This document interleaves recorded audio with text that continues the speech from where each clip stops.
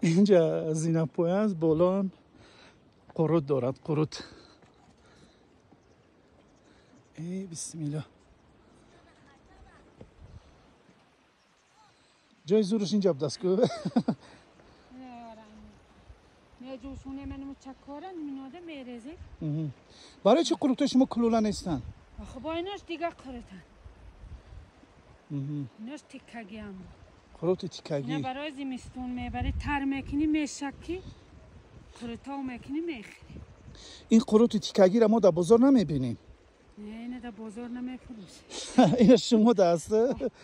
اینش هم قروت تیکگی است؟ اینا رو من خیلی. ای ها بسیار خوب. بچه ها این قروت تیکگی و کاسگی و در قالب میگیره نه؟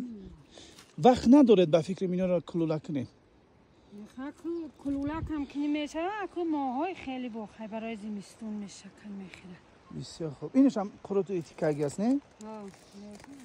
بسیار خوب.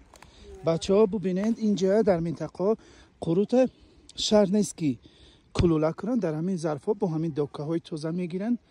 اینا قروت تیکگی میگفته هستن. من راستیگه باری اول دیدم، خیلی خوب.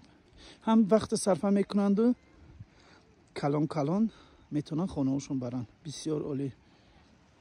اپا جان خسته نباشه. چیزی نخزنیشون داده من توی وقت ندیده بودم. این علف هم به خاطر اون که در تگش مونه نه؟ در تگش میمونه که خاکالو نشه. خاکالو نشه. بسیار خوب. خاکای اینجا هم کثیف نیستن، به فکرم خیلی رنگ قم میریزن، نمیچسبن. بسیار خوب. انا بچه ها قروتی تیکگی خب اینم بالاش خوی نمیکنیم. بله انا ایش هوی است نه ایش هوی میکنیم. بسیار خوب. از این زینپویا باید رد شده رویم. بسم الله.